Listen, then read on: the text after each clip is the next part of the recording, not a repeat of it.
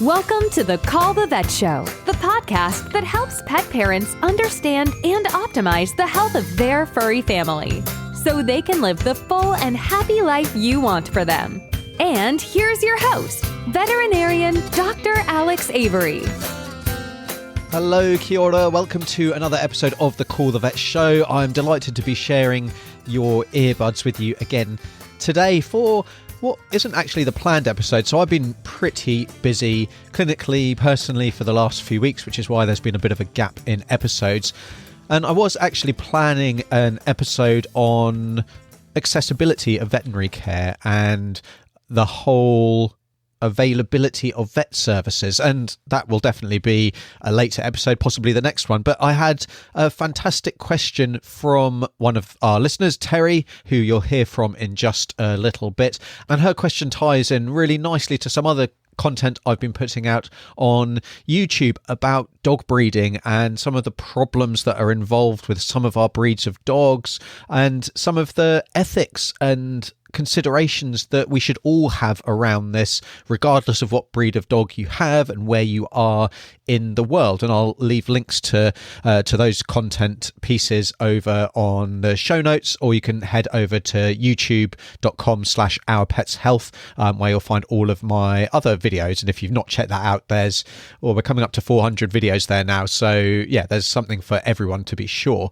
And for those of you who are cat parents and aren't interested in the canine species at all, this is definitely a consideration for you as well, because we are seeing these similar problems in cat breeds. I'm thinking here like Persian cats, Scottish folds. You know, there's numerous breeds that are also suffering from problems because of the way that we want them to look. And we're focusing on looks rather than health. And that, I guess, is one of the big takeaways for some of those other pieces of content. Not necessarily today, although as you're here, it's definitely something to consider. So without further ado, this is Terry and her question. And now, on with the show. Hi, I'm Terry. I have a 2.5-year-old male Chihuahua who I bought from an AKC breeder of merit. He has a lot of health problems, which we're taking care of, and I just want to know what your opinion is about me contacting the AKC and the breeder, just to let them know what his problems are. I don't want to get rid of my dog. I don't want any money back for my dog or anything like that. I just know that a breeder of merit is supposed to just be that, and maybe she would actually like to know about the health problems that the UC Davis School of Veterinary Science has found that he has. Just wanted your opinion on that. Thanks.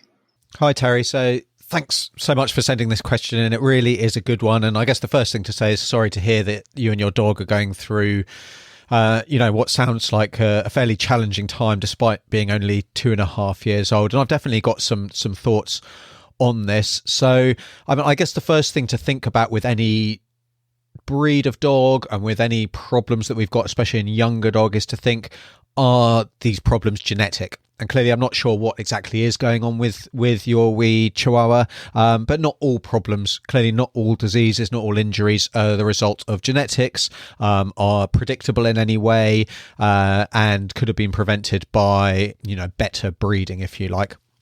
Chihuahuas definitely do have a few problems that they come up against more often than other dogs from a genetic disease point of view. Most common has got to be luxating patellas or slipping kneecaps, which is due to their conformation or the shape of their back legs, and it's where the kneecap is pulled to the inside of the leg and it slips out of that groove and can be pretty painful at the time and can lead to some quite nasty arthritis. So that's a conformational problem. The thing we think about with Chihuahuas, definitely because of their distinctive look, their kind of domed head, is something called hydrocephalus, or water on the brain. And that happens in some Chihuahuas that have just got this extremely dome-headed conformation. And we get, building up of water on the brain and can cause, all kinds of pretty nasty issues for these guys. Epilepsy is another brain problem that can happen. So epilepsy or idiopathic epilepsy, when we're getting seizures seizures for no clear underlying reason, and that does seem to have a genetic component in those dogs that are epileptic, regardless of breed, and that does seem to be a little bit more common in Chihuahuas as well. We can get various kinds of heart problems, so pulmonic stenosis, which is where the outflow of blood going to the lungs is more narrow. We can also get something called a patent ductus arteriosus, or PDA, which is effectively where blood is flowing through a route that it shouldn't, and those conditions can both lead to heart failure.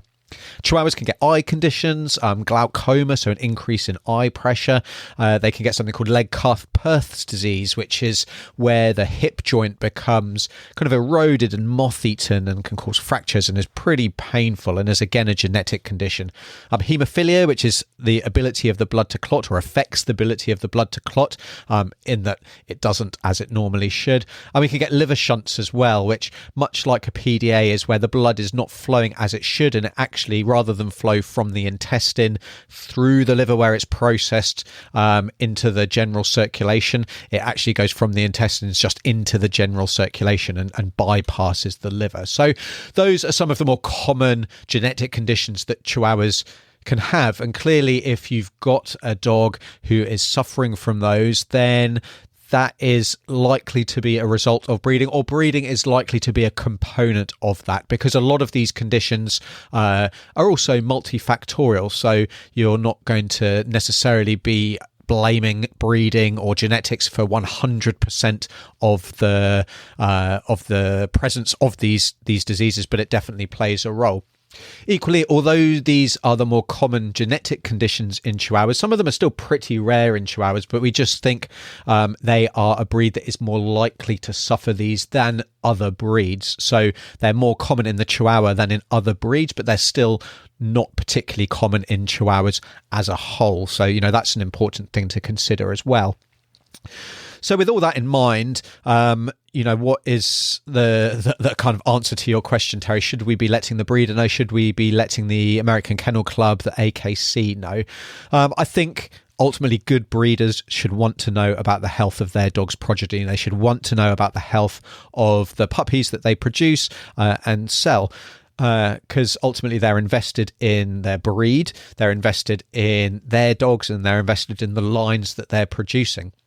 So, I think if you don't let them know, how can they be aware of these problems, and how can they be aware that there are potentially problems in a line of dogs? They might consider all of their puppies perfectly, completely healthy because they never hear otherwise. And as far as they're concerned, why wouldn't they believe that if the parents are perfectly healthy?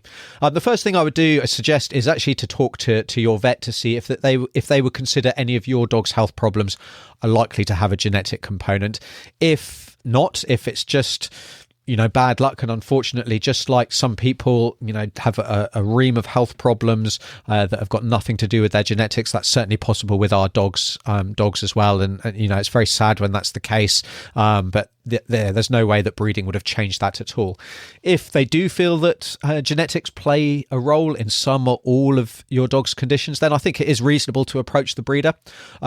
I'd suggest just being open with the facts, that you don't want any money back for your dog. You're not looking to give your dog back to the breeder or anything like that, because that's just going to reduce any immediate defensive responses. And then just lay out the facts, just to say them as they are. And just simply stating that you thought that they would like to know about the situation, just in case there is, if they've heard of any problems in litter mates or any other puppies that they're producing. I think if we're just laying out the facts and we're not being emotional about things, then, that's less confrontational and it's more likely to be positively received, if you like. With that in mind, I think, we need to look at what the breeders of merit is as well, and what we're able to predict with regards to genetic diseases, because there are certainly some genetic diseases that we can screen for, and we're able to do a blood test, for example, and show the likelihood of a dog being a carrier or being a sufferer of a particular condition.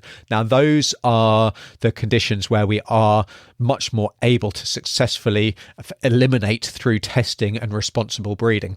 Unfortunately, not all genetic conditions have this ability to be tested ahead of time. So there may be no way to know that a particular set of parents is going to pass on particular genes that are going to make puppies more likely to suffer from a particular condition. We just don't know enough about all of these conditions and how much genetics actually does play a role, and what part of the gene is, or the genome is, responsible. And so with all that in mind, the American Kennel Club, it recognises breeders of merit for what they call their dedication to breeding purebred dogs with the appearance, temperament and abilities that are true to their breed standard, and breed standard is set by the American Kennel Club, but also for their commitment to health screening and 100% puppy registration. So these breeders who are breeders of merit are committed to health screening. But like I said, we can't screen for every single disease, even every single genetic disease.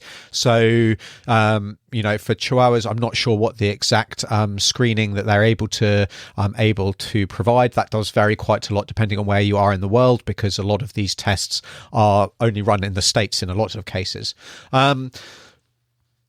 But it's not going to be for every single condition that Chihuahuas could be affected by. So that's, I guess, very important to say. And also that the Breeders of Merit, it was started by the American Kennel Club just to as well give breeders a way to prove their dedication to preserving certain breed characteristics and producing healthy, well-socialized puppies. And they're considered, as a result, the most conscientious and most committed of breeders. So with that in mind, I would hope, Terry, that if you do have to approach, or if you do feel it appropriate to approach your dog's breeder based on everything that we've just discussed, then I would hope that they would take that in a positive manner, that they would be grateful for receiving that information. If though you feel that you are getting brushed off, or the breeder's very dismissive, then you may want to get in touch with the AKC. But given the breeders, put themselves in this position to be a breeder of merit, they've jumped through various hoops to get there and to maintain that status, then I would expect that really is not going to be necessary. So I hope that helps in some small way, Terry, with your situation. And I wish you and your dog all the best, with their future health and well-being. And I hope you're taking care of yourself as well, because I know that caring for a dog or a cat who is unwell can be, very draining. It can be isolating. It can cause all kinds of issues to you as the caregiver. And what I'm going to do actually is leave a link in the show notes to a piece I did a little while ago, but called Caregiver Burden, which talks a little bit about your own well-being as the pet parent, and how it's important for you to look after yourself when you're dealing with a sick individual, a sick family member, be that a furry family member or a two-legged human member. I hope that helps you and anyone else going through a similar situation as well, because I know how challenging that can be from seeing kind of clients come through my door. And I guess just to close things off, I wanted to talk a little bit about this breeding for appearance, this breeding for health maybe is put secondary on the list of desired features, secondary to maybe behavior and to that physical appearance. Where we are seeing this at its most extreme is in our brachycephalic dogs, our squash-nosed, our flat-faced dogs, but also in our flat-faced cats. Like I mentioned at the beginning, Persians, I'm seeing more and more Persians where, rather than just being flat-faced, it's almost like their nose has been completely pushed in and they're virtually unable to breathe. Their teeth are horrendous. They're unable to groom themselves. They get hideously matted and they really just look miserable and undoubtedly feel miserable as a result.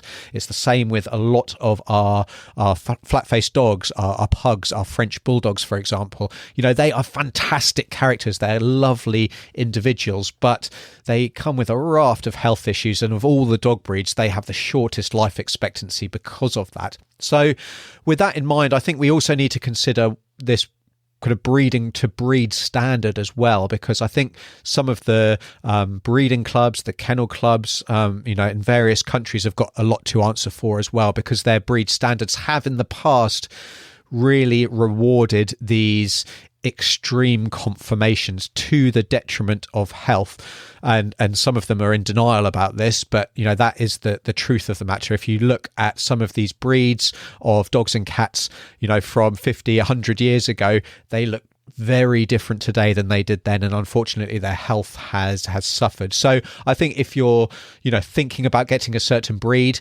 be it a Chihuahua, as in Terry's case, be aware of what conditions they suffer from. Be aware of what genetic conditions that they are more prone to, and how potentially you can choose a breeder who is minimizing these risks. So kind of the classic that's been around for a long time, for example, is our Labradors that are prone to hip dysplasia, especially elbow dysplasia as well. We have been doing screening x-rays of breeding dogs for a long time to score their hips, to score their elbows, to see if they are good enough to breed without a high risk of actually passing on bad hips and a lifetime of pain and arthritis to their progeny. So that's just one example. But for many breeds, there are many more tests that are coming online, are available now, or will be available in the future to help improve the health of our dogs across the world, and regardless of breed, because really they don't care what they look like, and it's on us as their breeders and as their potential owners to try and ensure that they are as healthy as possible. And if you are dealing with a good breeder, they are absolutely going to agree with that. They want their dogs to be as healthy as possible, and with good breeding, with appropriate breeding, responsible breeding, that is absolutely possible for pretty much every breed out there. Not all of them, and there are some breeds that are just so badly affected that even breeding the best versions of that breed are unlikely to change their health status. And again, I'll leave links to some of those pieces of content in the show notes today. Helping your pet live the happy, healthy life they deserve. So that's it for this episode of the show. I hope you found it interesting and it's given you food for thought and may help a future dog of yours or cat as well. If you have found it interesting, if you know someone who will benefit from hearing what we've spoken about today, then I'd love it if you could forward this episode to one or two of your pet loving friends or family, so that I can help more pets and more pet parents across the world, no matter where they live and what their resources are, which is really what my mission is here at Our Pets Health and with the Call the Vet show. So with all that said and done, I hope to speak to you again very soon. And until then, I'm veterinarian Dr. Alex. This is the Call the Vet show, because they're family. That's it for this episode of the Call the Vet show. Be sure to visit callthevet.org to join the conversation, access the show notes, and discover our fantastic bonus content. We'll see you next time.